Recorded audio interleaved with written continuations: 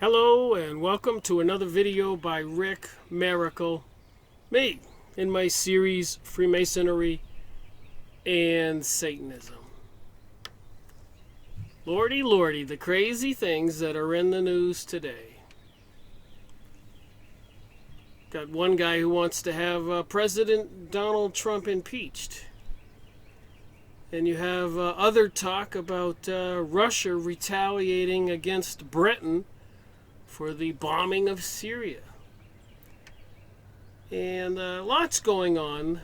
I've been making videos since 2013 after reading books focused on what the heck is going on since 2005 when I had a big zero birthday and I went to Costa Rica, Jaco Beach, and sat at a tiki bar. I was the only American. And these people from all over the world were telling me things I couldn't believe. I wouldn't believe. Nobody would believe it. They certainly weren't talking about the USA. They were talking about Argentina. They were talking about Germany. They were talking about Canada. Wherever are they from? Denmark. And then, of course, they asked me where I was from. And I said, well, I grew up in Maine, but I live in Florida. And now I live in the mountains of North Carolina. You can see behind me. So they said, we feel sorry for you guys in America. You don't know what's going on. And to some extent, I believe that is true. It seems like this new age, new world order, globalism, Zionism, the Illuminati banksters, secret societies, and so much more is controlling everything and trying to bring about some kind of microchipped slavery society like the Hunger Games movie. Like Divergent, maybe. They're making movies, they're telling us. Even with the Illuminati card games, with all those cards depicting things like the Twin Towers being destroyed, the Hoover Dam being destroyed, and other things, some of them have happened. So are the other cards warnings of things that will happen? So what is this spiritual side to the conversation and the New Age teaching and the intentional efforts to destroy and erase from the memories of mankind Christianity and probably the Islamic religion and other religions? Somebody's making a power play, and of course there's prophecies about an antichrist and a coming 1,000-year reign, and of course we had the Third Reich, people into genetics, eugenics, trying to manipulate or create a super race of beings. So what the heck is going on? I could go on about the chemtrailing, dumping chemicals in the sky, weaponizing microwave energies on the cell phone towers and wireless electric meters, smart meters, and smart houses and smart appliances, and even propaganda, media, news, and magazines, and on TV specials where we people can get hooked up to computers and become more perfect. What the heck is going on? So for the last 2 weeks, I've been reading another book. So this will be series 125. Malachi Martin, Hostage to the Devil. Look at this guy with the wings. So what do people believe? You know, a lot of people believe when they die, they just die. And maybe they're right. What you think about, you bring about. Maybe they don't live. Maybe they're dooming themselves. Maybe the devil, if this stuff is true that I've been reading, wants people to believe that. Maybe there's a cosmic battle for souls. As above, so below could go two ways. As earth and heaven, as above, so below, or as earth and Hades, as above, so below. So there could be 3 different realms, maybe more dimensions. The heavenly realm, remember in the Bible, the Christian Bible, and I'm sure other Bibles, even the Islamic peoples or the Judaic religion, they talk about a third of the angels cast out of heaven. So who's behind this cosmic battle? Fallen angels, calling them archons, masters, watchers, Nephilim, Anunnaki. All kinds of different twists on this story. So like I said, I've been reading this book, Malachi Martin, Hostage to the Devil, The Possession and Exorcism of 5 Contemporary Americans. The possession and exorcism. So obviously, 5 different Americans, contemporary, well-known people, I suppose, were possessed. And had to call on priest, or somehow the priest intervened, and an exorcism had to be performed. And I've been reading the 1 chapter completely, almost. The Rooster and the Tortoise.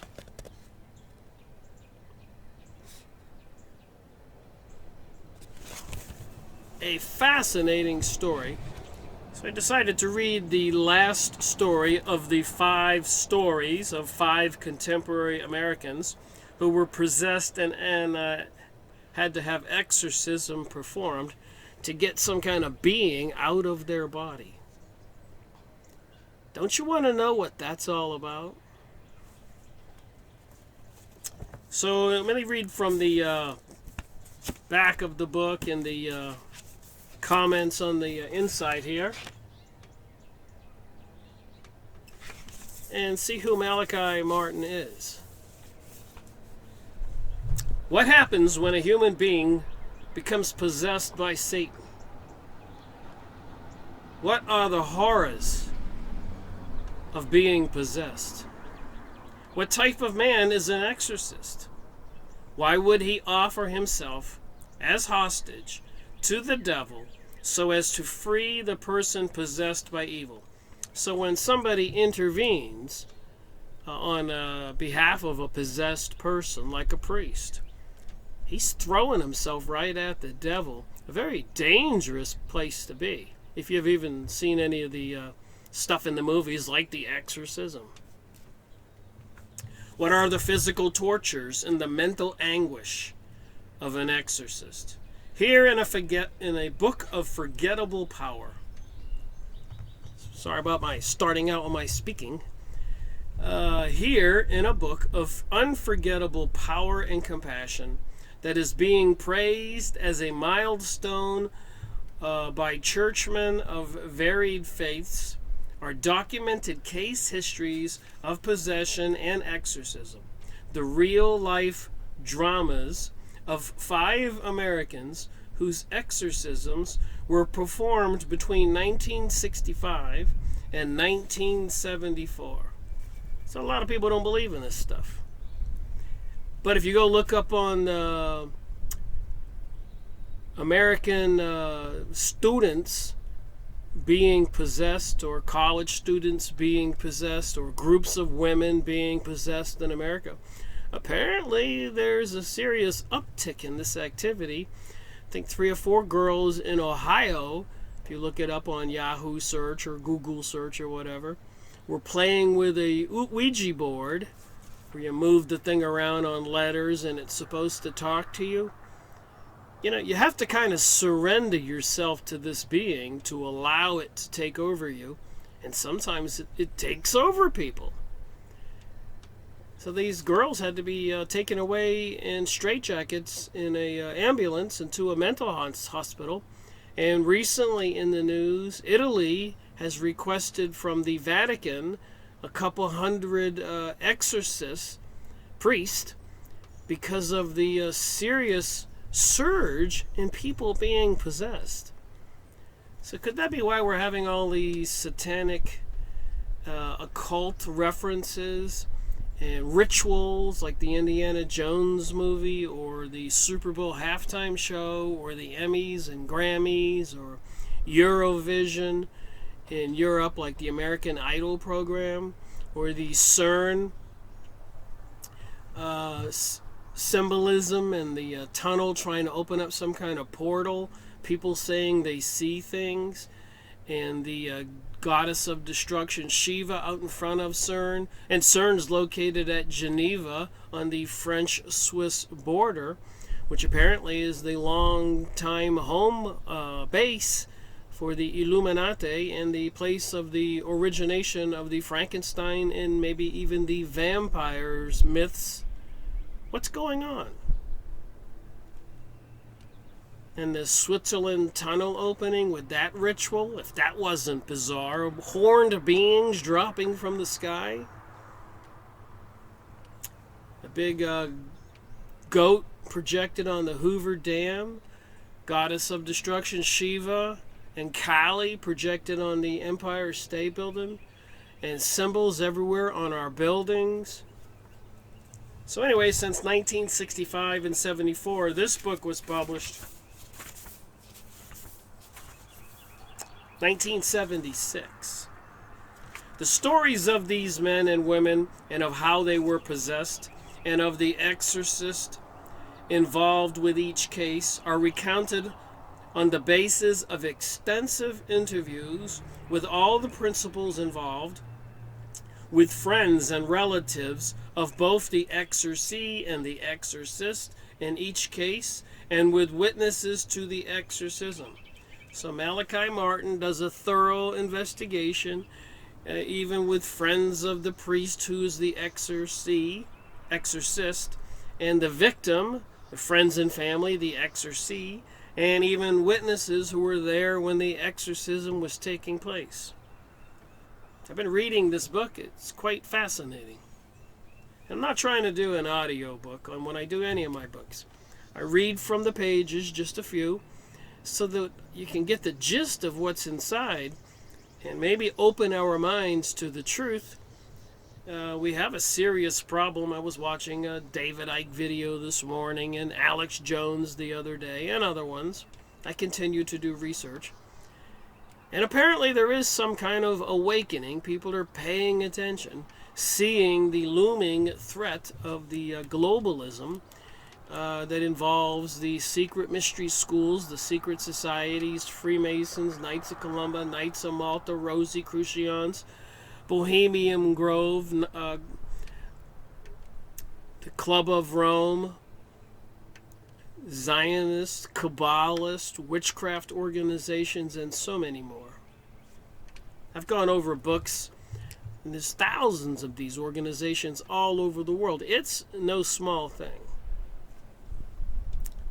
The minute-by-minute details of each exorcism are reproduced from tape recordings made at the actual exorcism. Thus the eternal struggle of good versus evil comes alive as drama of terrifying forces and of great beauty. Hostage to the Devil begins with a dramatic account of a failed exorcism, followed by a comprehensive guide to every facet of the rite of exorcism, from the time a case of possession is brought to the attention of the church authorities, through the completion to the successful exorcism. Common symptoms of possession are explored, as well as the great care taken to verify cases of true possession. The constant dangers faced by all who participate in the exorcism are explained, plus some of the qualities and attributes generally found in a successful exorcist who willingly and at great peril offers himself as hostage to the devil to free the possessed for that one final moment of choice between the evil and salvation. So is there a competition for the souls of mankind? Have the fallen angels somehow gain control of planet Earth? And are they trying to convince all of the citizens, the humans, to believe in their philosophy, this New Age teaching, like Aleister Crowley in his Book of the Law, series number 23 of mine, you can go watch in the Freemasonry and Satanism series, that thou do as thou wilt. Do anything you want. And the second law, refer to law number 1. Do as thou wilt. If it feels good, do it. Anything. Anything at all. Do you believe that should be the philosophy? That people should do the evil things and walk away with a clear conscience, thinking, there's no harm going to come to me in this life or the next life. That's why we're on earth, to do anything we want. I wonder how many people believe that, but apparently a lot of people do. Each of the 5 cases in this book show how personal and intelligent evil can weave itself through the everyday lives of men and women until possession takes place. So I think with all this symbolism, and maybe with the chemtrailing and the microwaved energies and the HARP transmitters and CERN and the media, magazines, news, TV, school systems, education, organization, I think there is this slow, methodical takeover of humans. This paradigm shift, they keep calling it. In the first case, Zeno's friend and the Smiler, the possessed person, is a young woman whose evil spirit hides behind her innocent, disarming grin. In Father Bones and Mr. Natch, the reader learns that even a priest can be possessed. These are the 5 different peoples mentioned in this book I've been reading. In the Virgin and the Girl Fixer, the evil spirit attacks the exorcist and horribly violates his body so that he must spend weeks in the hospital to heal his wounds. So the evil spirit attacks the exorcist and horribly violates his body so that he must spend weeks in the hospital to heal his wounds. So even an exorcist can be attacked and hurt and killed. Uncle Pronto in the Mushroom Super, we are witness to the possession of a top-ranked radio announcer, and the Rooster and the Tortoise is an incredible story of the possession of a leading university parapsychologist whose exorcist was also gifted with psychic powers. Hostage to the Devil concludes with a manual of possession, a brief but brilliant theological statement about the realities of good and evil in today's world. Malachi Martin, an eminent priest, the theologian, best-selling author, was born in Kerry, Ireland, and on July 23, 1921, he was educated at Belvedere College and entered the Society of Jesus in 1939. I think that would be the Jesuits. He took a bachelor's degree in Semitic languages and Oriental history at National University, and with parallel studies in Assyriology at Trinity College. Assyria would be north of the Middle East, the Assyrians. He held degrees in philosophy, theology, Semitic languages, archaeology, Oriental history from Louvain, Belgium. He did parallel studies at Hebrew University, Jerusalem, and Oxford University, specializing in intertestamentary studies and the knowledge of Jesus as transmitted in Hebrew and Arabic manuscripts.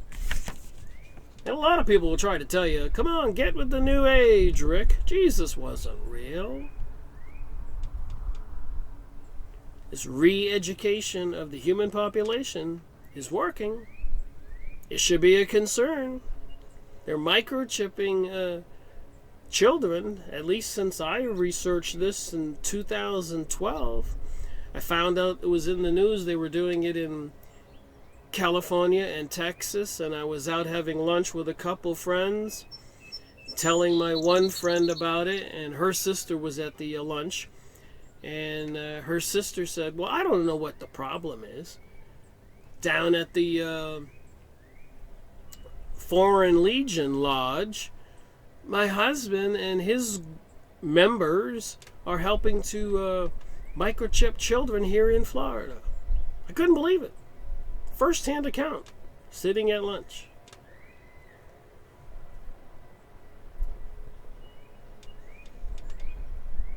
Let's see here. Arab manuscripts and did early seminal work on the Dead Sea Scrolls. I made a video on that book.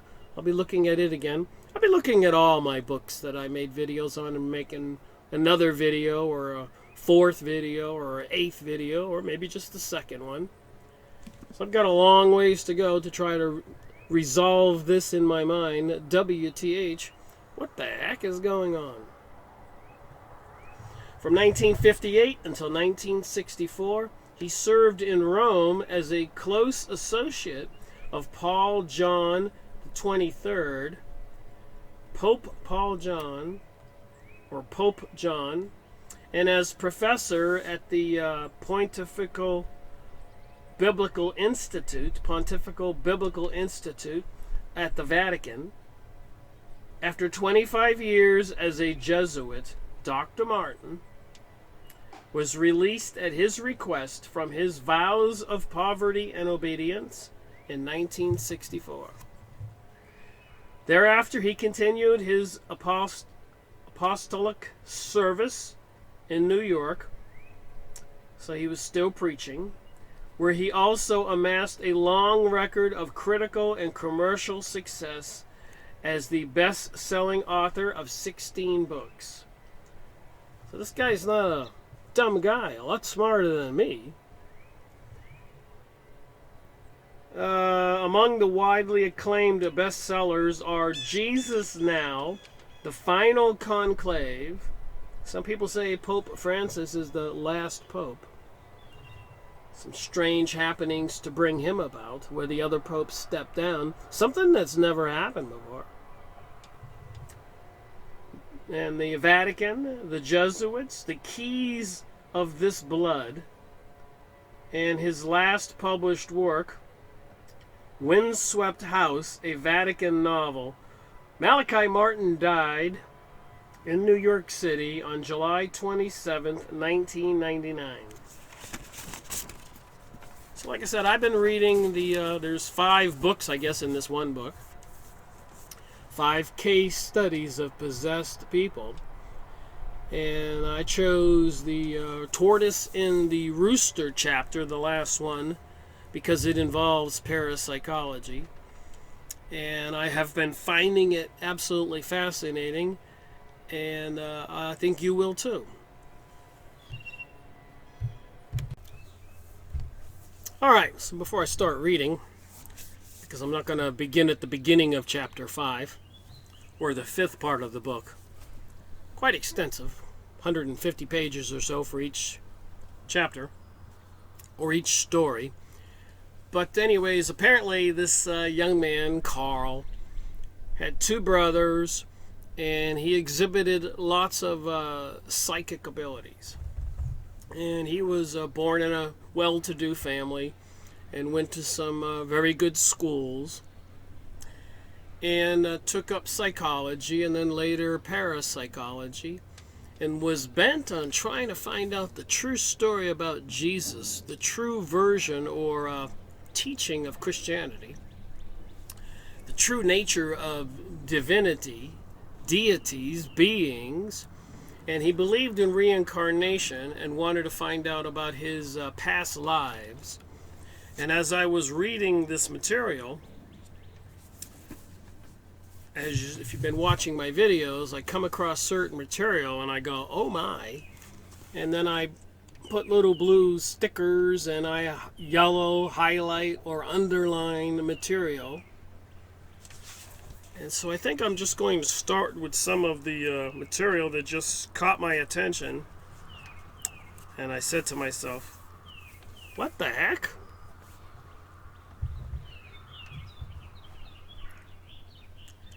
All right.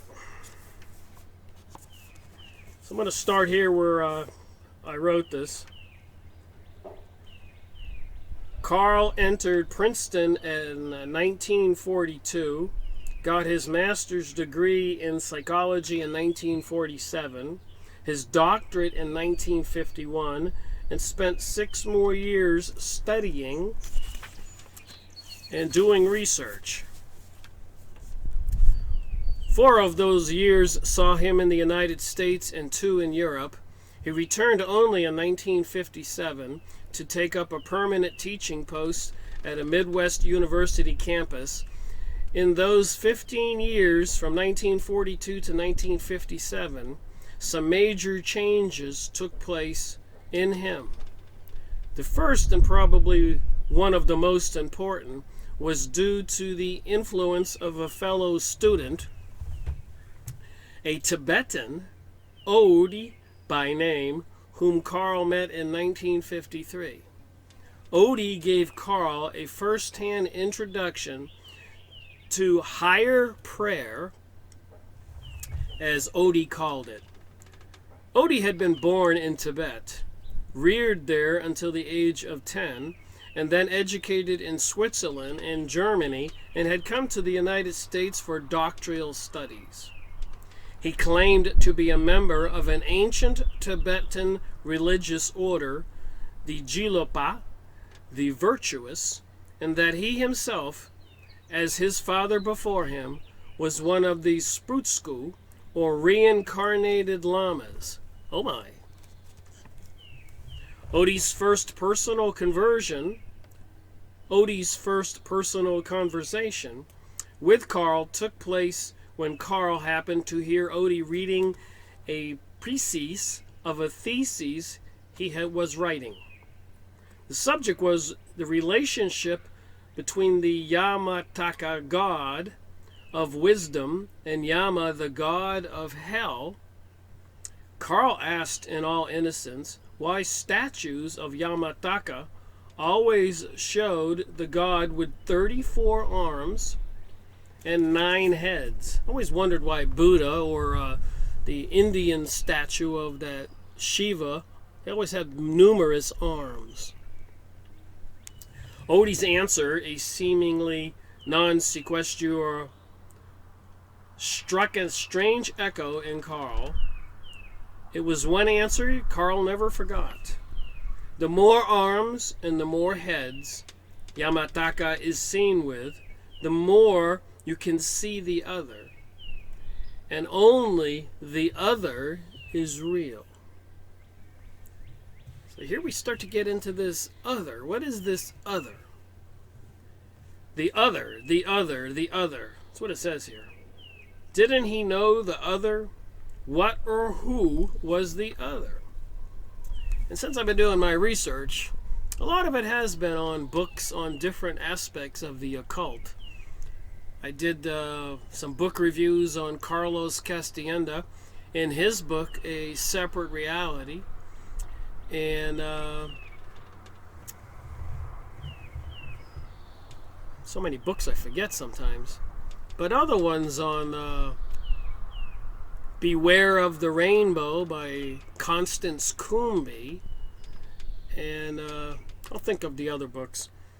But when I discovered dowsing, and I discovered that a lot of famous people and scientists, Michelangelo, Tesla, and so many more, had psychic abilities when they were young, I realized that where they were getting their knowledge from. So what is this other? Carl looked at Ode, and he understood quietly, without effect, each extra arm and each extra head was meant to make nonsense, literally, of an arm and a head as a real thing.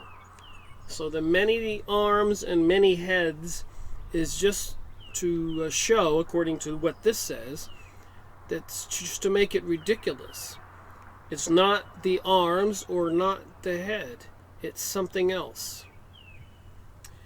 Anything, an arm, a head, a chair, a leaf, anything in itself was unimportant, was significant and real only because of the other. Thingness was in itself a negation. It was the non-thing that mattered, because only the non-thing was real. So here we get to this paradigm shift we're all experiencing. And is the non-thing, is our spiritual self more important than this physical body, this short lifetime on earth? Is somebody trying to distract us from something that's much more important, like eternity? And we were spiritual beings before we got into these bodies. And when these physical bodies die, we're going to be spiritual beings again. But the question as a Christian, of course, is where do you wind up? Do you wind up there or do you wind up down there? And according to those who believe in Jesus in the Bible, he who believes in me shall be saved. Period. Period. And the Vatican has had a big issue with that. They want you to obey the church. They don't want you to know your salvation is as easy as believing that Jesus was real. That doesn't mean you can go out there and be evil and say, I've got a get out of jail free card because I believe in Jesus. We're all sinners to some degree. We've all make mistakes in our lives, our past, and mistakes we're going to make in our future. But we can have faith and we can believe, and they can take it away, but you have to voluntarily make that decision. With all the TV programming and the games and the public education, it seems like they are convincing people to give away some powerful control over their souls. Not trying to be a religious teacher here, just paying attention to what I'm reading and thinking for myself. So we're talking about this non-thing and his friend Odie. And he seemed to see also that this was why, ever since his vision, he had a tendency to withdraw, to remain on the sidelines, away from involvement with things, removed from being wholly occupied with the thingness. And I've made books on initiation into these different secret societies, and I'm seeing the similarity here if you go watch my previous videos on these topics, which is why I've read so many books and so diverse in the topics, is because you can, if you read the books like I have or watch the videos, when you read something like this, you can remember some of the other material, and you start to see the common denominator, connecting the dots, so to speak. In a gentle dawning within him, Carl felt a surge of the same sadness that had gripped him when little Ray had burst in on him years before, and his vision was rudely terminated. So apparently when he was young, he was having a vision, like Nikola Tesla said he had when he was young, and he was enjoying the vision, like I guess watching a TV program, like you have a dream, but his brother burst on him and terminated it, and he was quite upset because he wanted to find out what the end of the vision was. That moment with Odie was the most maturing moment of my life up to that point. Carl muses in retrospect today, for during it, he felt again not only that sadness, but his ancient boyhood desire, felt all the pains of nostalgia as a most acceptable suffering, and at the same time heard again down the corridors of his memory that still calm, reassuring wait, repeat with its promise and guarantee of fulfillment. Carl and Odie saw much of each other, and before long, Odie was initiating Carl into the higher prayer. Remember, this is some kind of Yama from Tibet. So wouldn't you like to be taught by him? Find out what he knows. And I'm not trying to teach or learn or even promote the idea of trying to learn the occult. A lot of it I call witchcraft. People who use this knowledge for their personal gain and perversions. And apparently certain people's using it or are being used by some beings behind the scene, fallen angels, watchers, archons, Anunnaki, reptilian beings, gray aliens. I suppose it's probably all connected. So who's controlling our planet? Why do we have all these crazy symbols, like the all-seeing eye on the dollar bill? We hear about Isis, Osiris, Horus, Ra, Lucifer, Satan, Anunnaki, Nephilim, Planet Nibiru, the Destroyer, Pole Shift, globalism, New Age, New World Order. Keep tossing this stuff around in your mind and reading these books and watching videos, you start to wake up. I suspect that the elite who control our planet are concerned with people waking up.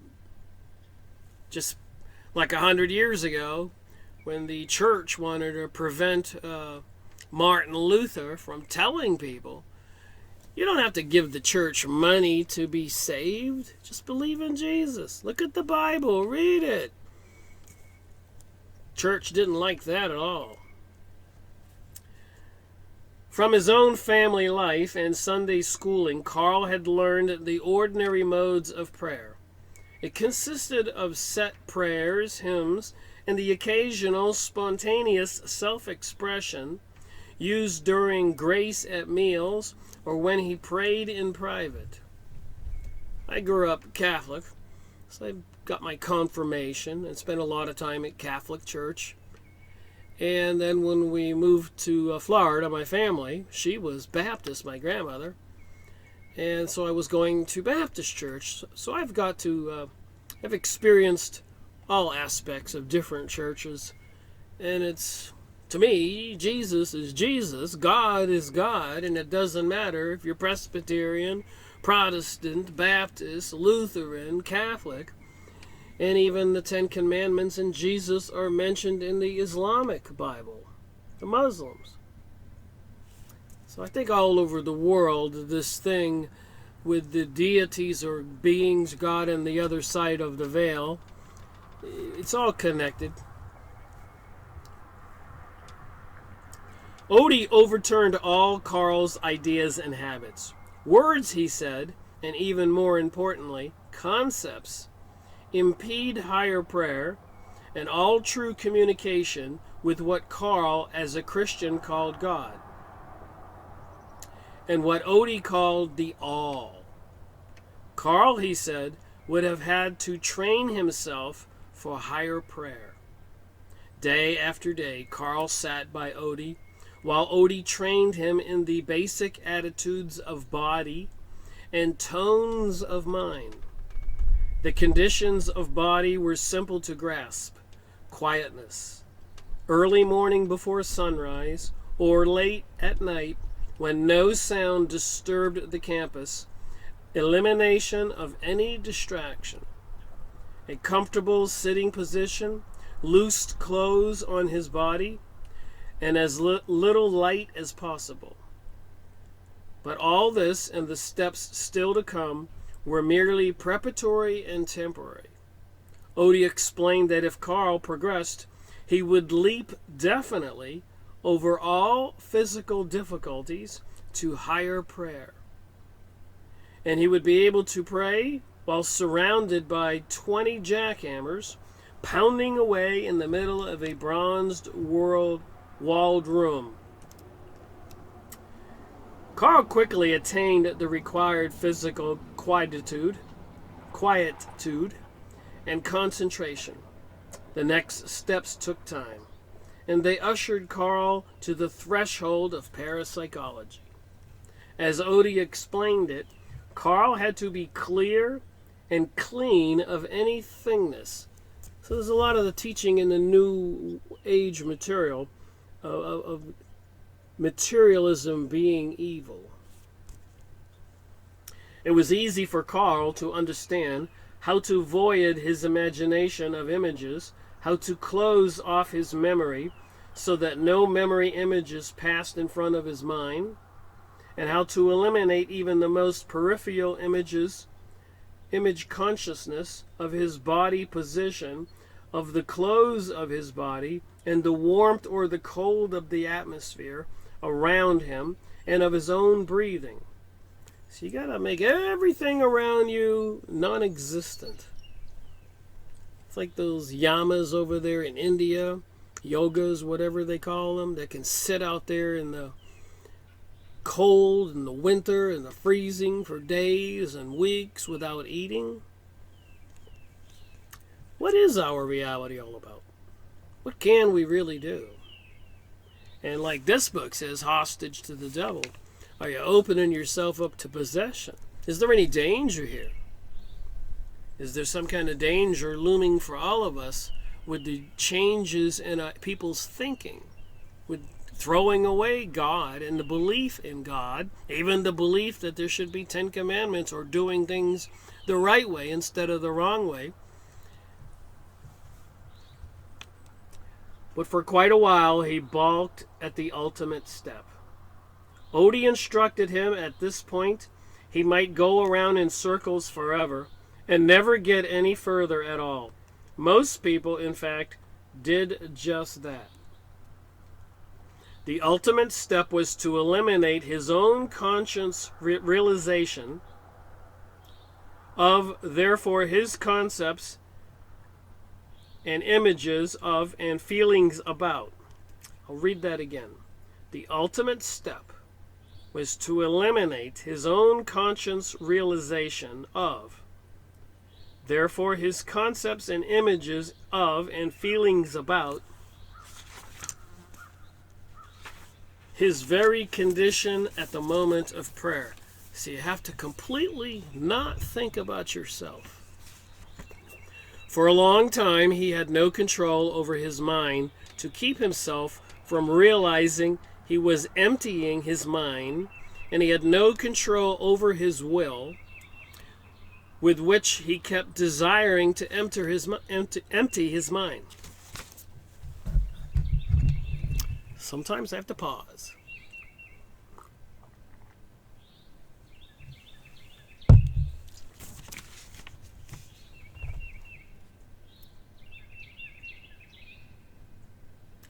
And he had no control over his will, with which he kept desiring to empty his mind. It all seemed a vicious circle. I do know that if you want to take a class on remote viewing, leaving your body and traveling around the country, the planet, you could pay, I think it's $1,500, and go to one of these schools for a week.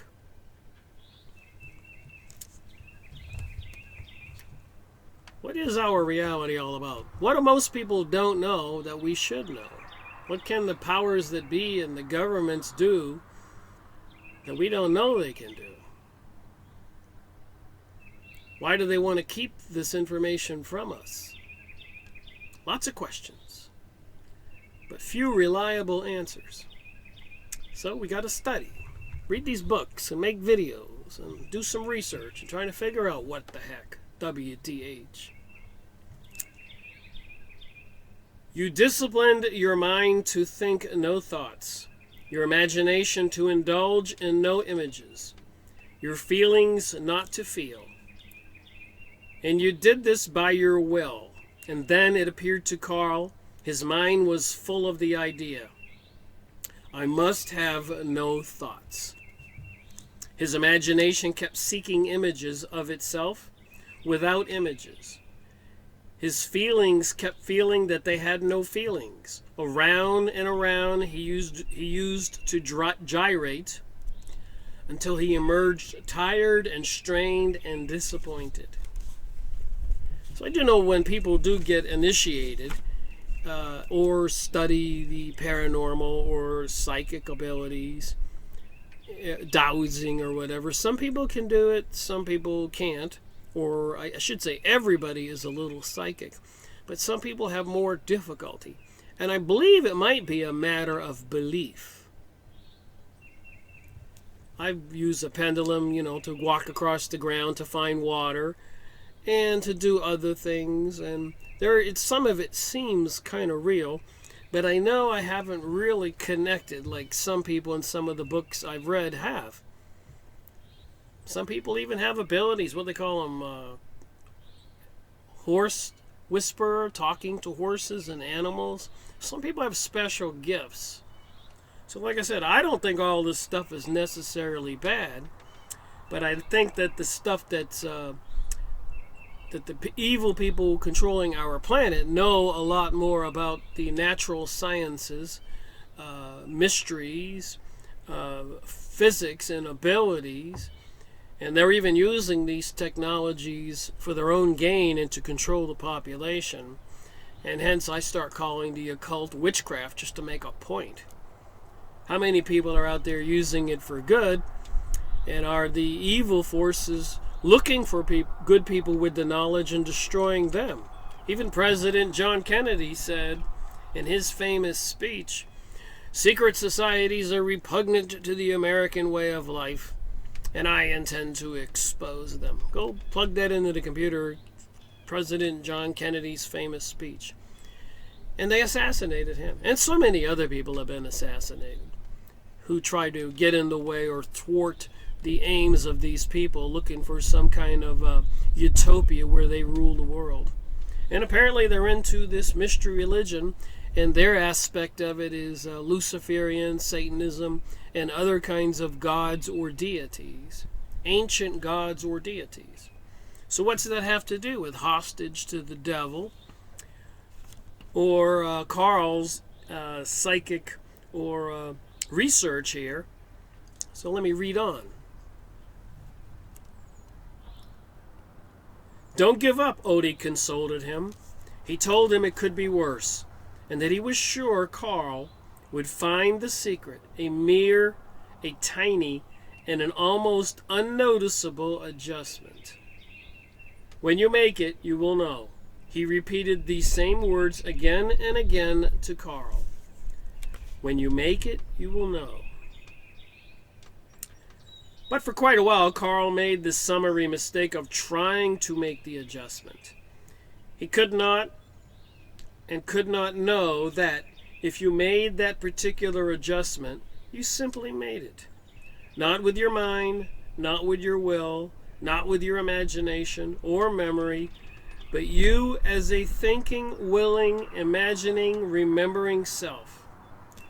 And I also am aware, like me doing all this research, and other people to different degrees, you drive around your city or other cities and you see these big signs where you can go pay $25 or $400 and go talk to a psychic. So I do know that some people wake up sooner or later if they study this stuff.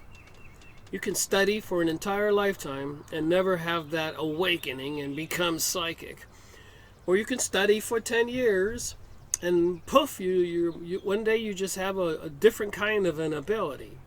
So I think the pursuit of knowledge, or the pursuit of trying to find out WTH what's going on about this new age, new world order, globalism, the promotion of transgenderism, homosexuality, and all these satanic rituals, I think once you open up your mind to the possibilities and the detriment activities of the powers that be, and the lies and fabrication of the media regarding Syria, and even it was in the news that eventually Israel will have to attack Iran.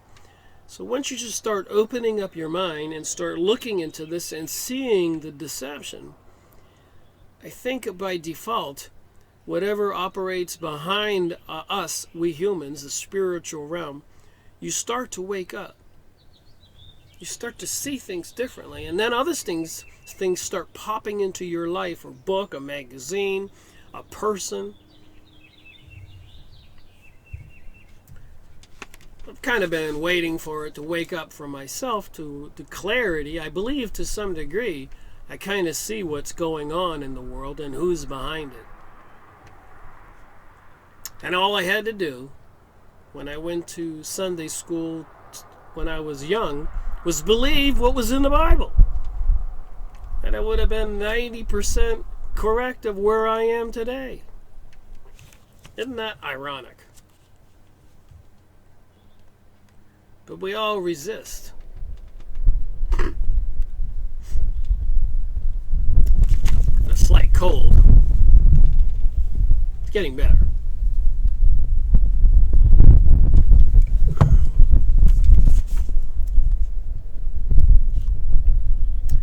All right. He did not and could not know that if you made that particular adjustment, you simply made it. Not with your mind, not with your will, not with your imagination or memory, but you as a thinking, willing, imagining, remembering self. All your thingness suddenly of itself became a transparency through which the non-thing, the other, clearly appeared. So if you try and you study and you focus and you go by these teachings of this yoga from Tibet, the other will appear. And I've said this before, so as Constance Coombe, Beware of the Rainbow, or Psychic Self-Defense by Dion Fortune, I made a video on her book, you have to beware of this other dimension. Even in Carlos Castaneda, A Separate Reality, or even on Max Long's book about the kahunas, like the shamas in Hawaii, these demons or possessed beings can be very harmful and controlled and sent out to kill people or take over people.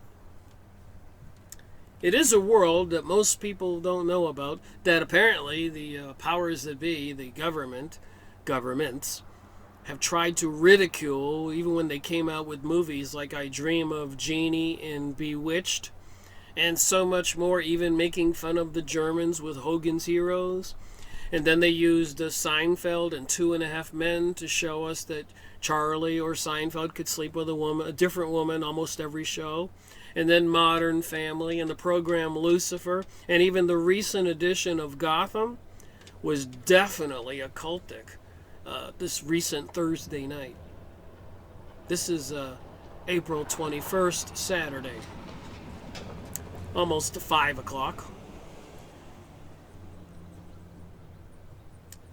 And once through that stage, you enter a shadowless, formless, and thingless region of existence where only reality reigned. And your unreality, your thingness, had no vogue, no role, except as a counterpart to allness. So you see why I wanted to read from this part of the book? I mean, it was all interesting, but this stuff, just sentence after sentence, was like, what? It kind of describes this other reality to a T. All right, moving on.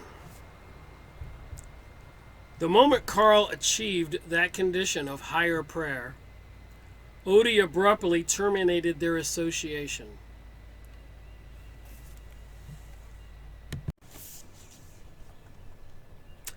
Now, when you want to pray, really to pray, Odie concluded his instructions. You know how to do so. So I suspect that taking prayer seriously is, I guess, important. Look at Stephen Greer on Serious Disclosure Project involving UFO and aliens. They go to beaches and certain parks and locations, groups of people, and do incantations and rituals to make these beings appear. Don't you find that kind of crazy? It was Carl's last year at Princeton as a doctoral student. He had more leisurely years of study and research in front of him before he took up a university career. He was avid to go on under Odie's direction, as Odie was staying on as lecturer and researcher at the university, Carl could see no problem. But Odie would have no more of him. Why? This was Carl's question to Odie as they walked over the campus in the early mornings. Why? Odie would only say very little. He admitted, introduced Carl to the Vana Jana, the Thunderbolt, the vehicle of mystical power. But no persuasion on earth would get him to channel Carl further in mantra, like a incantation, a mantra, saying something over again, habada, habada, habada, a mantra, like I guess a magic saying, an incantation, the vehicle of mystic spells. What I have done is enough, old Odie grunted. Then in an afterthought, what I have done is dangerous enough. Carl could still not understand. He persisted, asking Odie to explain, or, if he could not explain, at least to suggest a direction for him. Finally, one day, Odie seemed to have no more answers. Every soul, he said, which turns to the perfection of allness is like a closed-petaled lotus flower in the beginning of its search.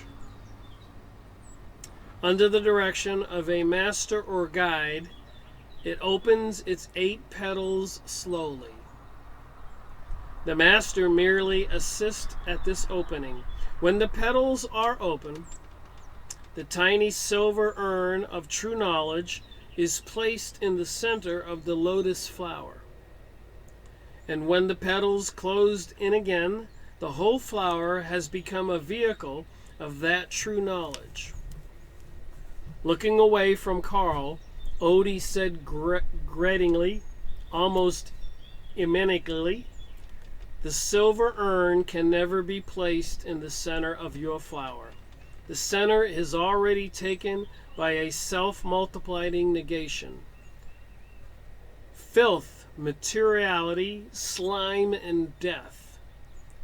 Carl was stunned, literally struck dumb for an instant. Odie walked away from him, still without looking at him. He was about 5 paces away when Carl broke down. He could not only manage a choking explanation. Odie, my friend, Odie. Odie stopped, his back to Carl. He was utterly calm and motionless, wordless. Then Carl heard him say in a low voice, and not particularly to him, "Friend is holy."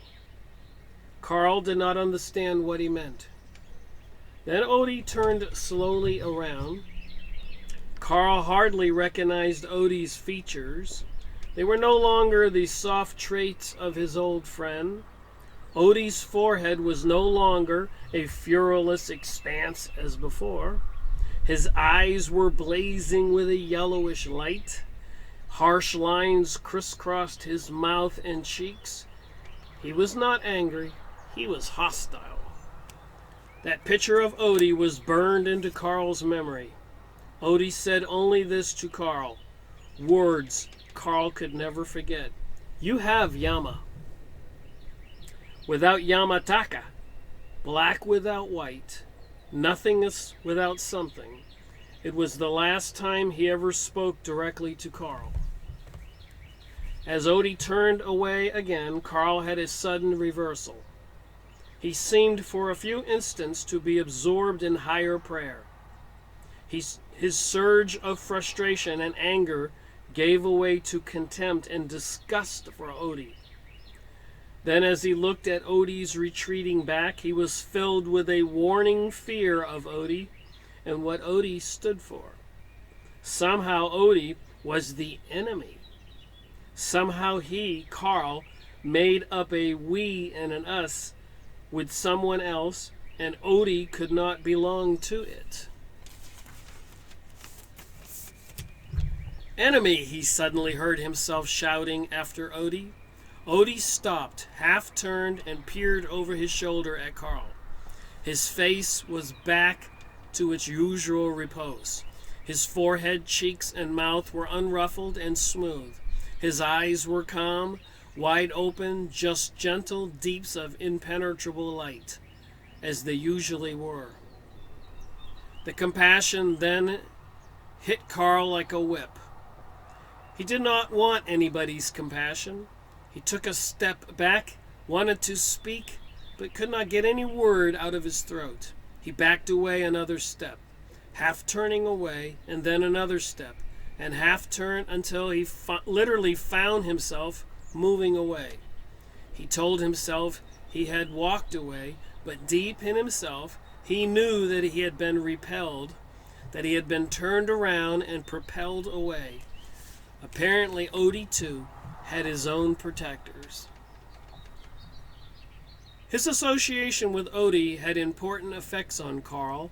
Given his psychic gifts, it was almost inevitable that Odie's introduction to the Eastern mysticism, with its emphasis on the parapsychological world, would impel Carl down the road of research and then relatively fresh field of parapsychology and the paranormal elements of human consciousness. And make no mistake about it, the powers that be, the government, the black lab operations, black projects, they know a lot about controlling humans and more about what we're all about than they want to share with the rest of us. That's why it's important for people who do research and people who want to know WTH, what the heck, is to read these books. But you have to have an open mind, and you have to realize that not all authors are benevolent. What's the purpose for Malachi Martin writing all his books? And you don't have to sit down and read this material and believe it as gospel, but you can read it and read the Bible and read other books and other things and formulate an opinion in your own mind what you want to believe. Over and above all else, Carl's time with Odie had sharpened his extrasensory ability to perceive other people's thoughts. Before his instructions from Odie, Carl did not always know each and every thought of those around him. More generally, he knew very acutely their state of mind, worry, happiness, fear, love, hate, and so on, and on occasion he knew precisely what they were thinking. Odie's discipline had brought that more precise part of Carl's extrasensory perception into greater use and control. He found it working more frequently with everybody, and soon he was exercising it at will. So he had learned to be more psychic. He could know what people were thinking. After his training with Odie, there were apparently only 2 people during Carl's university career who remained particularly opaque for him. So only 2 people could he not read their minds. He could never read their thoughts, and he rarely knew their inner condition. The first was his one-time girlfriend, Wanola, and second was Father Hatney, a priest who was sent by his bishop to study parapsychology. In 1954, 1 year after his break with Odie, Carl met Wanola, a graduate student in psychology, a tall, blonde, attractive Midwestern girl. Wanola was a good sportswoman, socially quite popular. Curiously, it was none of these things that attracted Carl, but rather a mixture of her unusual intelligence, her point of view regarding his work on religion and the psyche, and most of all, perhaps, his own inability to get any clear extrasensory perception of what she thought or felt. As they began to date, Wanola got to know something of Carl's psychic gifts. She was fascinated by them and by his novel concepts and his brilliant attack on various puzzles and problems of psychology. But she also got to know him. His fascination turned to compassion. Her fascination turned to compassion, and then to a fear at Carl's own sanity and for his religious beliefs. It was like a curious echo of Odie's reaction a year before, but it all went much more swiftly this time. In his rather brief association with Juanola, Carl left puzzled. At times, Juanola spoke to Carl at length about some seemingly offhand remarks he had made about finding Christianity in its true or original state. She remarked on his growing opinion of Jesus as a simple Galatian fisherman who had been powerfully changed by God and by his taking over of God's Spirit. But mainly she grew to be disturbed by Carl's ambition to subject the very spirit of religion to the controlled laboratory experiment. She mainly grew to be disturbed by Carl's ambition to subject every spirit of religion, the very spirit of religion, to the controlled laboratory experiment. What do you think? Crazy material? I think we all need to open up our minds to what reality is all about. I'm convinced we're all spiritual beings. None of us are perfect. I think there's even some kind of evil force that hates humanity. Maybe the story about the fallen angels is true. I believe the stories about Atlantis is true. But why was the world destroyed with the great flood after Atlantis?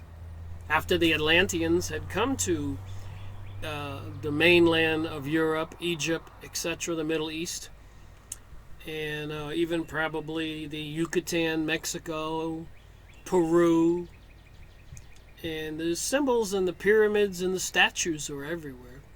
But apparently they were creating some kind of grotesque beast, some kind of cloning or mixing of DNA.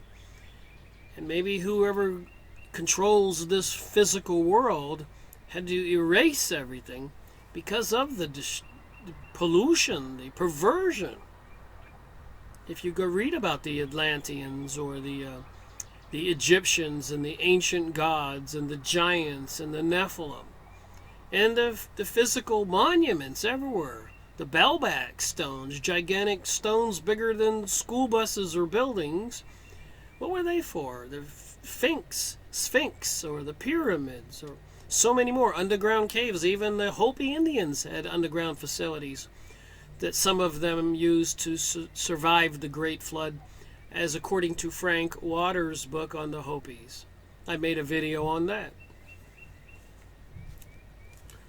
Back to the book. Finally, one day, just back from a short vacation, home from the Midwest, Juanola came to Carl's room straight from the airport. She had a simple bouquet of wild flowers she had picked herself before catching her plane. Curiously, Carl remembered those flowers in every detail, although he says at that very moment Juanola entered his room and started to talk with him. His interest and attention were elsewhere. So his girlfriend comes to visit him after being home in the Midwest, brings some flowers, wild flowers, and his attention and interest are elsewhere. He does remember blue gentians, dogtooth, violets, little boys, breeches, starflowers, and Queen Anne's lace. But when Juanola walked in with them, Carl did not give her even a smile or a hello. He was brandishing a small book just published, The Doors of Perception by Aldous Huxley. She remembers him blurting out the title, and then Huxley knows all about it. Mescaline. And I don't need mescaline. So I saw that in this book, and I was a little taken back. Yeah, I saw that name, Aldous Huxley. Doors to Perception. And I'm reminded of this book, Aldous Huxley, Brave New World. Then, of course, I read this book years ago, 1984, George Orwell. I made videos on this book, An Open Conspiracy by H.G. Wells, series number 62 in my series. So it seems these people are from the same pool of people behind this New World Order. They're telling us. It's funny, when you read this stuff, you pick up on these things. So Carl became fascinated because he found the book, The Doors of Perception. I ordered a book by Aldous Huxley. I don't think it was this book here, Doors to Perception. But I need to get a hold of it because apparently Aldous Huxley knew about taking mescaline, a drug, and being able to see beyond the veil, the separate reality, another dimension. Like the shamans in Peru take ayahuasca, or the shamans over in Afghanistan take opium. All over the world they have these different, the Mexican shamans take peyote and other drugs. So what is this other world? Who controls our world, and what should we know? So that's why I read these books and make my videos. So we can all, those who watch my videos and who are concerned, we can collaborate, leave a comment below. And I've gotten a lot of information from my viewers. Thank you very much. And I've contributed comments to other people's videos. Back to the book. Wanola listened to his long sermon on Huxley. And when she left, she took the bouquet of flowers with her. So Carl was completely focused on Doors of Perception and not Wanola. Carl had made a deliberate choice. He had taken a step away from simple human tenderness. This he understood only after the exorcism.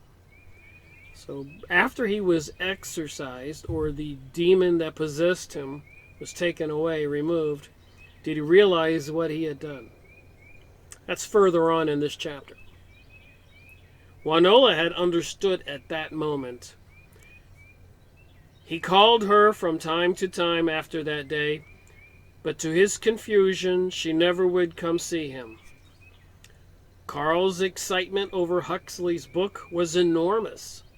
He grasped immediately the central point advanced by Huxley, that the mind and psyche are capable of a knowledge and a breadth of experience of which men in our civilization have rarely dreamed. Living in our urban society, the human psyche has learned to siphon its energies in one direction, coping with the material and tangible world. Huxley made a plea in his book for the development of a psychedelic drug, literally psychic opening, non-addictive and harmless in its side effects, by which men and women could free their psychic energies and enjoy a full range of their potential. Now, knowing that things that I know about psychic research, knowing what it says in the Bible about prophets, knowing about the government training remote viewers to leave their body, and other people who apparently can see the future and the past. So knowing those things, knowing that Project Montauk, MK Ultra, and so many more projects, that they found out certain things, the powers that be that control our planet. Maybe even discovered that they were overthrown and no longer control the human population. So with that knowledge, maybe they're taking steps. That's why they want to microchip everybody. They're worried about people waking up. and becoming exactly what this material says, free of their psychic energies and enjoy a full range of potential. So how powerful are we people? And if we are spiritual beings, what knowledge do we need to be able to do things we can't do, make changes, instead of being controlled by these puppet presidents and the economic system that they crash and the plagues or diseases they let loose in our society or the wars that they cause? What is it going to take for we the people to wake up? Back to the book. I ramble on, I know. Carl, in the middle of his studies on dual personality, suddenly found in Huxley a window opened for him into a new horizon. Perhaps he now saw what is often called a multiple personality problem really was a case of psychic freed, particularly at least from the conventional bonds. Perhaps at least some so-called schizophrenics were really enlightened people for whom the shock of enlightenment had been too much. And perhaps such people exist in an altered state of consciousness with which they could transcend the material and tangible world around them, leap over the barriers of space and time, and enjoy genuine liberty of spirit. Liberty of spirit. This was an important moment in Carl's development. What Huxley had attempted, and with the aid of mescaline, a drug, achieved piecemeal, Carl now aimed at achieving by developing and controlling his own psychic gifts. And in the Bible it does say, ask and ye shall receive, seek and ye shall find. So I do believe we have more power than we know, but it just takes a little bit of determination for each of us to exert our will. And part of that may be some test or reason we are born as humans on this planet. Part of that evil that exists around us is that we're supposed to be able to see it and stand up and say no. Maybe it's part of some spiritual soul development that Edgar Cayce kept talking about. You know, you can take a job at a big corporation building nuclear bombs, or you could take a job at a big corporation trying to grow organic, healthy foods. You can use your engineering skills. It's all a matter of choice. This was an important moment in Carl's development. What Huxley had attempted, with the aid of mescaline, achieved piecemeal, Carl now aimed at achieving by developing and controlling his own psychic gifts.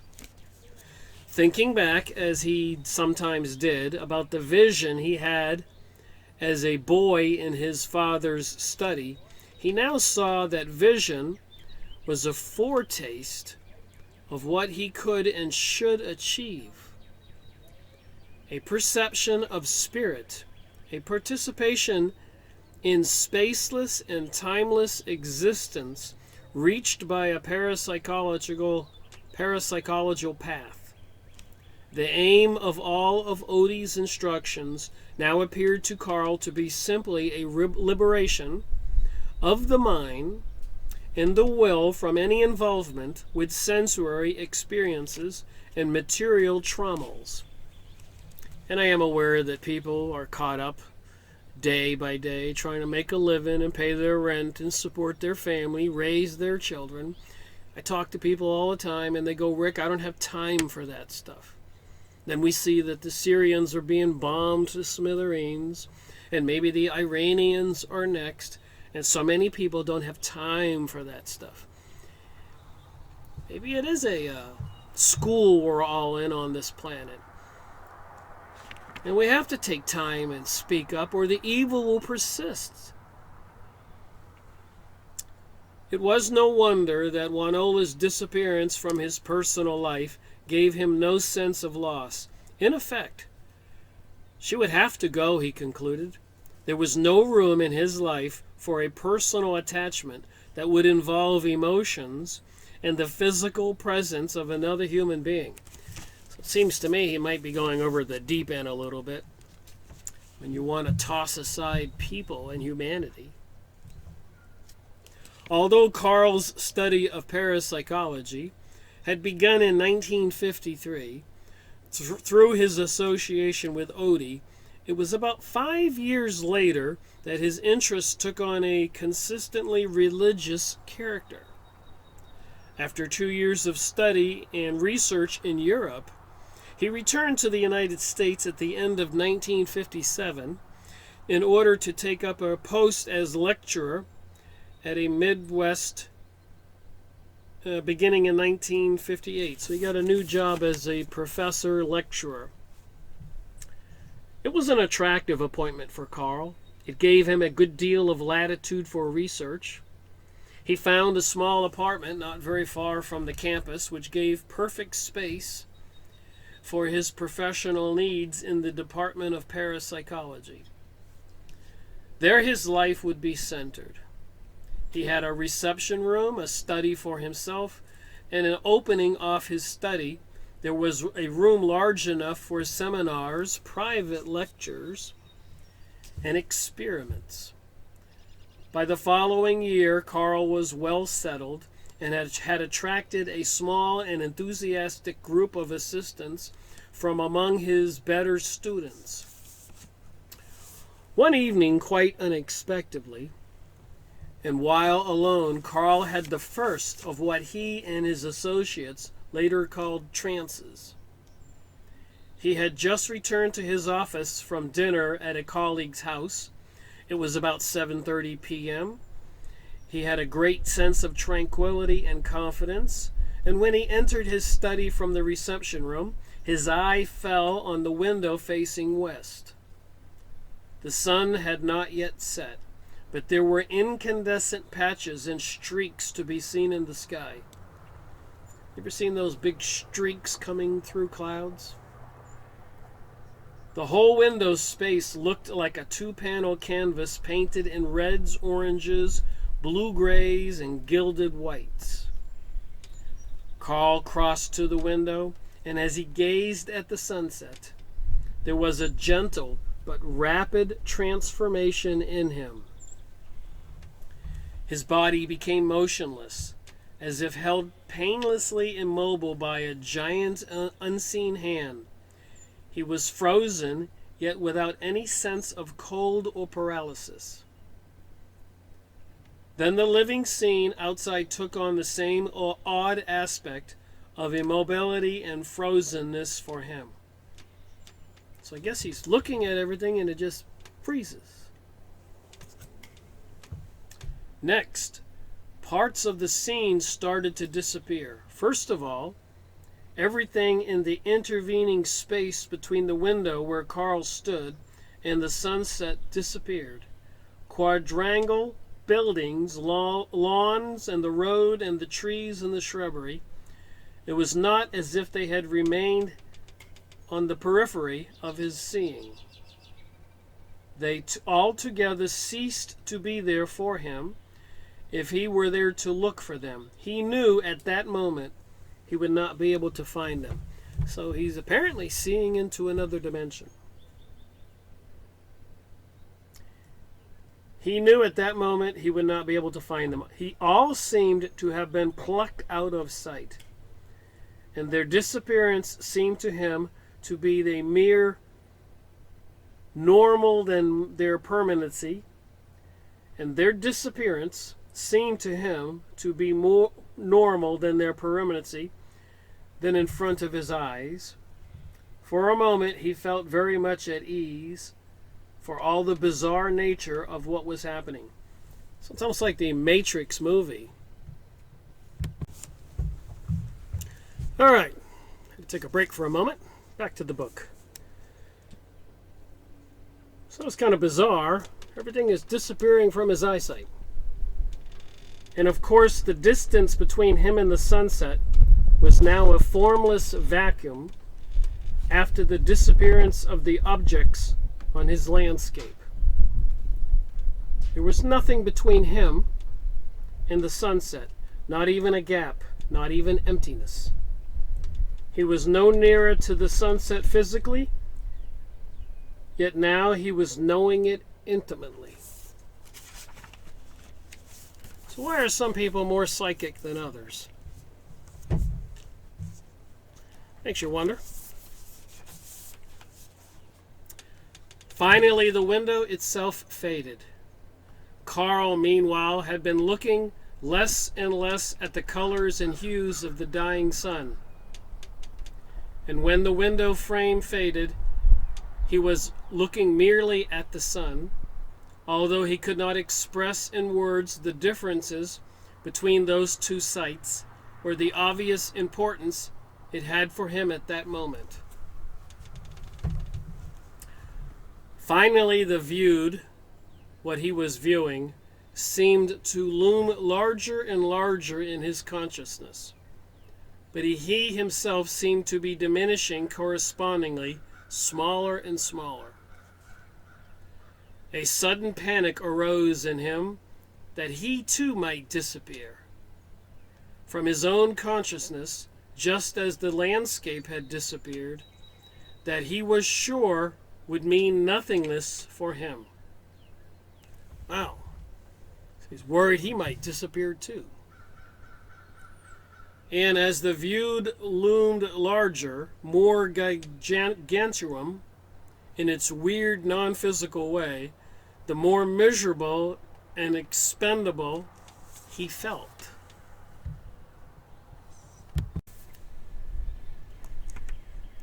At this low ebb of his feelings, Carl experienced the initial stirrings of what he later came to call my friend. He always insisted that this friend was personal, a person, but not a physical person. It was a personal presence, he maintained. It did not seem to come to him, but to have been there all along. Yet it was unexpected, and he had never noticed it before that moment.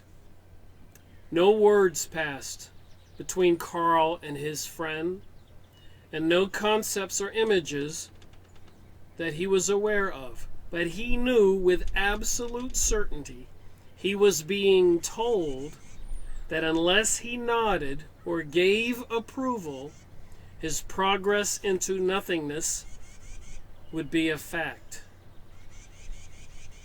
So this entity's telling him he has to give his approval. It's like selling your soul to the devil. You need to sign it in blood. You've seen those movies where the devil promises to give you something great if you'll sell your soul. You have to give your approval. And I think that has to do with our spiritual selves after we leave this life. That's why believing, in my opinion, in Jesus, and a lot of people are giving their approval to not believe in Jesus. So it's almost like they're voluntarily throwing their souls away or to the dark side. Just my interpretation. The anguish this possibility caused him was awful. Still, some aspect of that personal presence seemed deficient and seemed to leave him with an option to say no. We can all say no. Just like they say the war on drugs, just say no. To this globalism, new age, new world order, we can all just say no. To the Illuminati, Zionist, elitist utopians controlling the USA money supply, we can say no. To them electing our leaders, our politicians, and controlling our lives and crashing the economic system whenever they feel like it so they can reap in trillions of dollars, we need to just say no. Just say. Stuff you think about when you're reading. So this entity wanted his approval. The anguish this possibility caused him was awful. Still, some aspect of that personal presence seemed deficient, seemed to leave him with the option to say no. He had one brief, strange impulse to challenge the absolutist demand for consent now being made upon him. So this entity is saying, if you don't give me your approval, I'm out of here. You're going no further. But a rapid confusion, as strange as the whole incident, dulled the impulse to fight. He did not know how to issue the challenge. In the name of what power would he speak? Well, that's pretty easy. In the name of God, in the name of Jesus. You can study this stuff, but you got to be grounded and know who you are, in my opinion. In whose name would he bear the consequences? How could he survive them? He says now, for a long time, he had nourished no idea of aid or help or salvation. And he had no one or nothing to turn to or call upon. Well, that's kind of sad. So he doesn't believe in a God or Jesus and nobody to call upon. It's like a series I made from Rabbi Marvin Antelman's book. Go watch those videos. To eliminate the opaque. This new age, new world order, and the elite do want to make we people not believe in God, not pray. Then you got Stephen Greer in the Serious Disclosure, reeling in people to go do incantations on beaches and parks, calling these beings forward, popping out of thin air.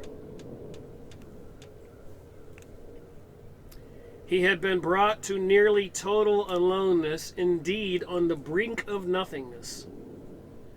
Easily, therefore, and with relief he nodded, he gave his interior approval. So he did give his approval. He still did not know exactly what this approval concerned.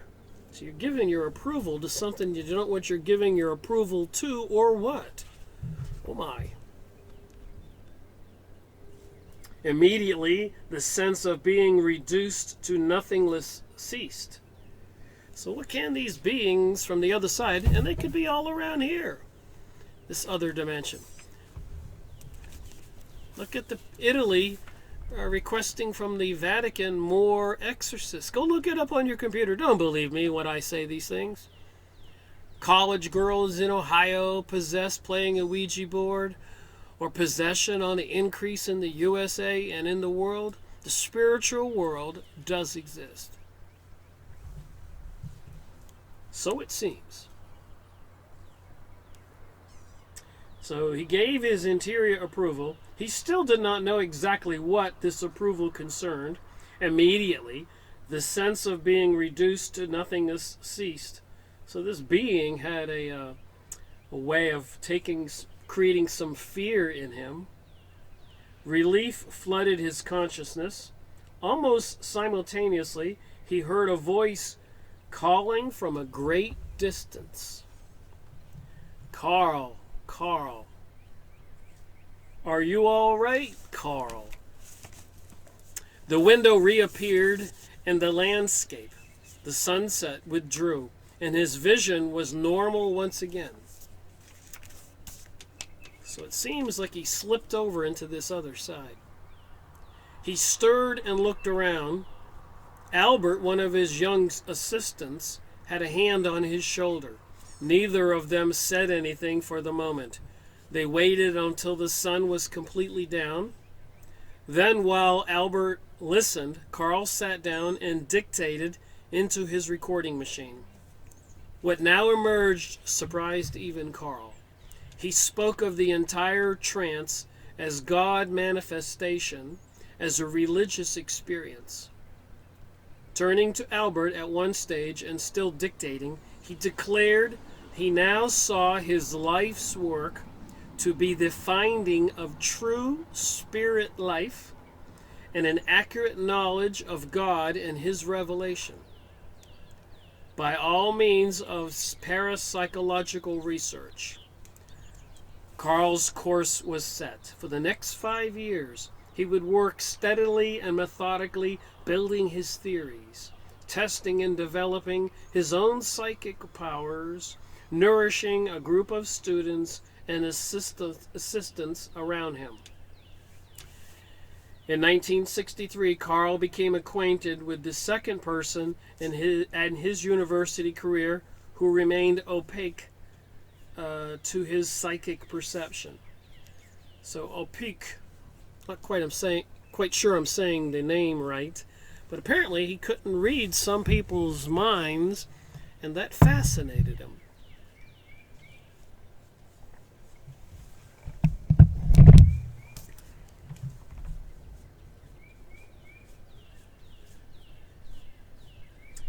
All right, so it was in the fall semester. Carl had just been made a full professor. Father Hartney, or Hartney as he was called by his friends, was one member of a new class whom Carl could not quite understand or grasp psychically, as had been the case with Wanola a decade before. Carl's inability to get any inner perceptions of Hartley intrigued him. Hartley, however, looked completely normal, even innocuous. A large, bony man, rapidly going bald at that moment in his life, and wearing thick-lensed spectacles. Hartley sat in the second row, looking at Carl intently, taking notes from time to time. He always wore a Roman collar and an impeccable, clean black suit. So now Carl's has a new student, a priest, coming to the college to study parapsychology. During lectures, he rarely stirred, looking around him, or asked a question. After Hartley's first term paper, which was no better or no worse than average, and would not normally have provoked special interest in Carl, Carl took the occasion to interview his opaque student, the student he can't sense his feelings or read his mind. It intrigued him. He found the priest to be at heart a simple man with a better than average memory and robust health, though thorough grounding in the basics of psychology, and ambition to study parapsychology for what he called pastoral purposes. So even the church studies parapsychology. And make no mistake about it, the church knows lots of things. If you go look up on the computer Lucifer at the Vatican, there's a lot of symbolism at the Vatican that's just kind of concerning. It's the obelisk out front, for one thing, of the Vatican, which is like an obelisk out front of the Congress building or the White House, the Washington Monument, or the obelisk in our city squares and all of our towns. Back to the book. Apparently, he had convinced his bishop, Father Hartley, that a knowledge of parapsychology would be particularly helpful in working with his co-religionist and for understanding some of their problems.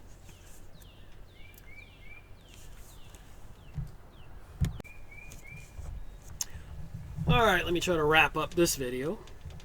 Obviously, I've got more to do on this book. You can go find it at used bookstores or new bookstores and read all this for yourself. I think it's a worthy book to read.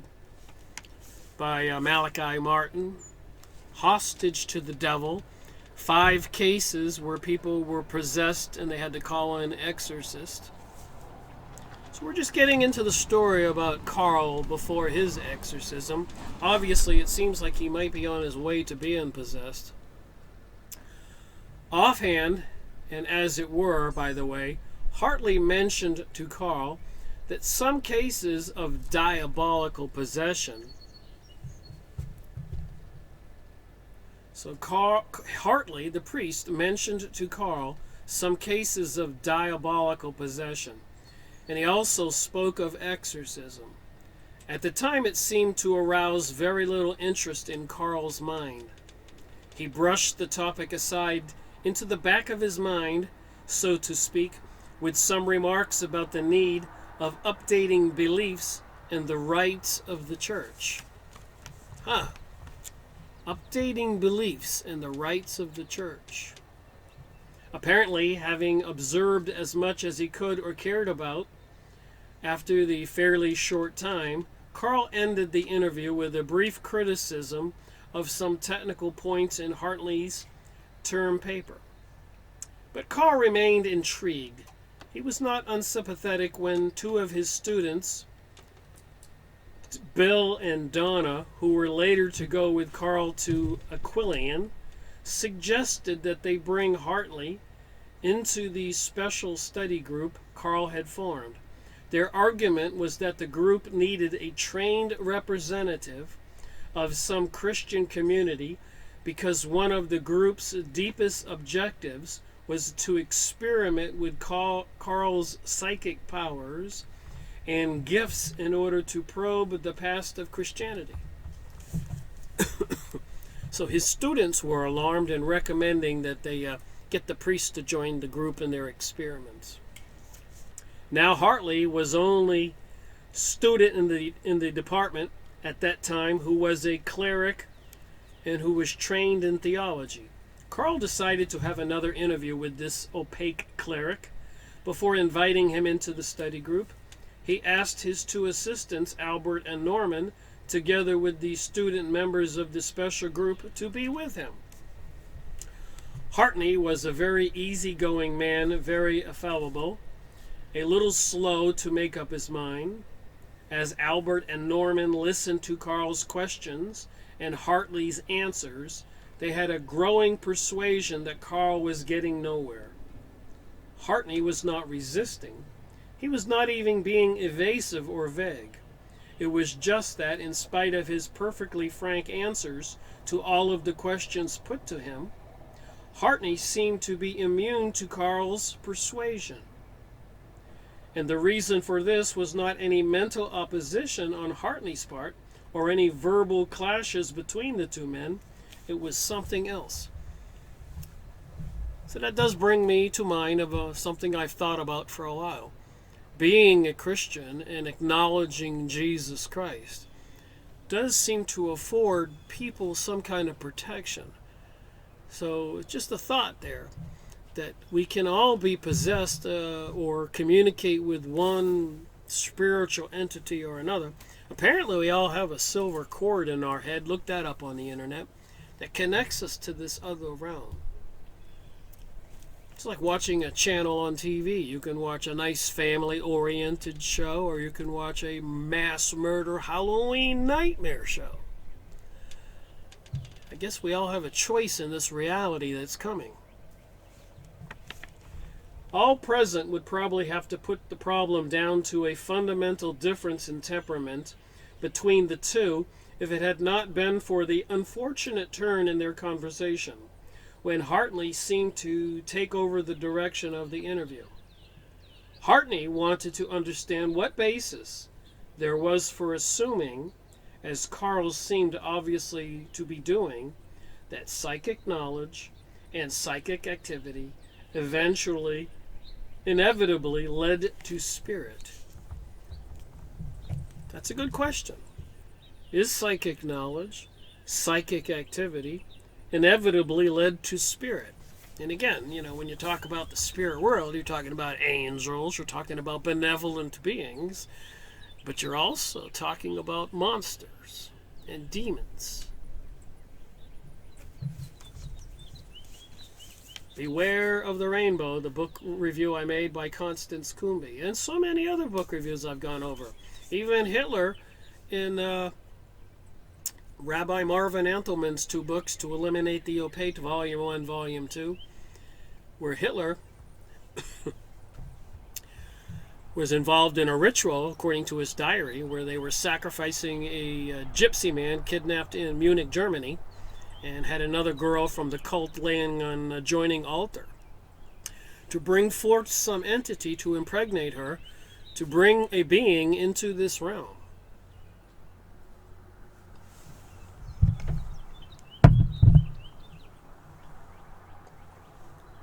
I keep reading these books, even with Max Long's book on the Hawaii kahunas I've gone over, talks about that. So much more. What is this other reality, and should we be aware? I suspect we ought to be not only aware, but we need to be well grounded in where we are for some protection. Like I've said before, they can only kill this physical body. We have to voluntarily give away our soul. Then Hartney wanted to know if that meant that psychic knowledge and psychic activity were under direction of spirit. Again, the answer was yes. So now Hartney's kind of asking the questions of Carl. Well, then it seemed Hartney had still another problem. Unless they claimed prior knowledge, which they didn't. Of course not. They all acknowledged wasn't that, after all, why they had study groups? To find out what they didn't know. So the priest is just pointing out, you guys are doing research because you're trying to find out something you don't know. How could they be sure they were under the direction and influence of a good spirit? Or did they presume that all spirit was good? And if so, on what basis? So on that note, I'll end this video, and I'll read it again. How could they be sure they were all under the direction or influence of good spirit? Or did they presume that all spirit was good? And if so, on what basis? And I say that with the channeled material. When they channel Seth or Cryon or Abraham or all those other channelers on the internet and lecturers and seances and books you can buy, how do we know it's a good spirit? And if it's a bad spirit, is it giving bad advice? Is it trying to get people to throw away their souls, throw away our whole reality for this new age, new world order, global order, pursued by the Zionists, the Illuminati, the Freemasonic organizations, the higher levels, all these mystery school of Babylon, apparently with some similar symbols, the all-seeing eye, the devil sign, the 3 sixes. You see people doing this to politicians. What the heck is going on? Thank you for watching my video, Rick Miracle reporting.